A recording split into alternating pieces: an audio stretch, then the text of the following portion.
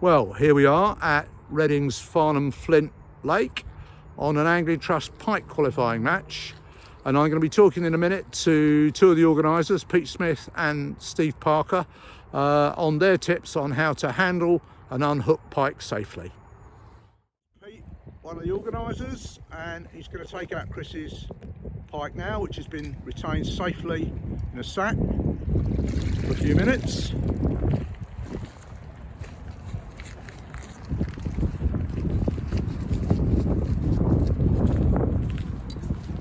So Pete's putting it on already dampened unhooking mat,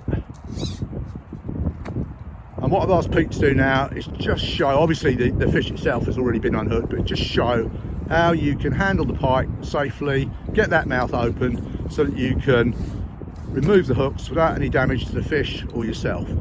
So Pete, talk me through what you do now. Right, basically I'm right-handed, so I use my left hand. You should just, you've got the pike, it's nice and quiet at the moment, but then you just lever your hand up inside, not on the actual rakers. Okay, I'm going to come in close, so do that again for me. So you lever the hand inside. You've got the rakers up there, so that bit there, right, you should be okay. Okay, and so then you do that with one hand. So you've got the pike here, you can hold it at the bottom as well. So what you do is just lay it down flat, put it in between your legs. You're not going to crush it, you're just going to put it between your legs so it can't go either way. And then you've got your forceps all ready. Okay. Just open the mouth and then you can work either way just to take the actual, you can just take the hooks out very nice and easily. That's really helpful. So just holding it in that one position, the fish doesn't struggle and the mouth comes open and no one's in any danger of getting bit, and you can work on the hooks safely. Absolutely. Yeah? You can see where my fingers are just inside, they're not actually on the rakers, so you're very quite good. And just to prove that the fish isn't clamped in between my legs, you can just pull it straight through. It's not actually, so anyway, and then once that's done, you can put it safely back in the net. The only thing I will say is the little ones tend to jump a lot more than the big ones do.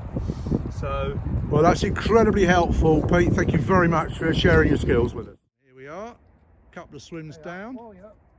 Away you go. And Owen here, wobbling a little roach deadbait.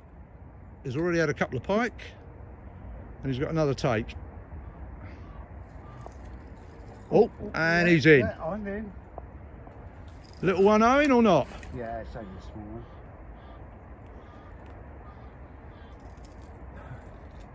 It's a bit thingy bob on single hook though. A bit scary, but that's the chances.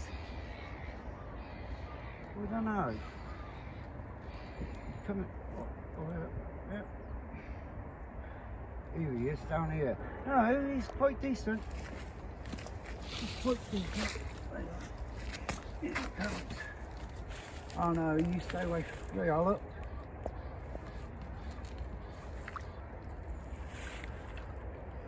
Oh, you bugger. Come back. No swearing. No swearing. No. There's women and children watch these films, Owen. Yeah. Come on, boy. Come on. Look at that, winter pike from Farnham Flint.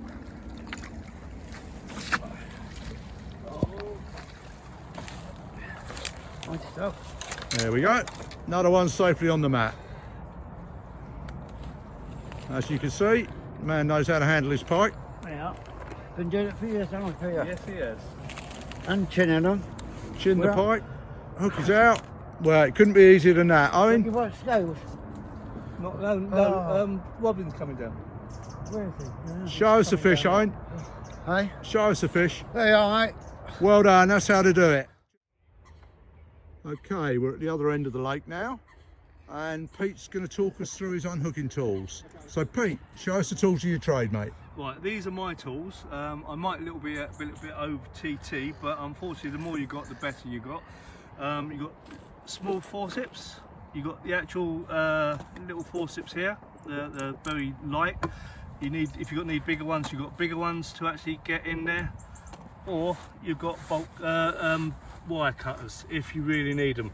And the wire cutters, Pete, presumably if you have to cut the barb or have to cut the point of the hook or something, yeah? Absolutely, and that, you know, if you get a deep hook and you can see the points of the, it's easier just to cut them and just take them out that way, because you're supposed to be using semi-barbed, but you always get the one that's a little bit barbed. So then you've got wire cutters, and then you've got smaller cutters. Well, that's really helpful, Pete. Thank you very much. All you need to unhook pike safely, right? Yeah, absolutely. Thanks, mate.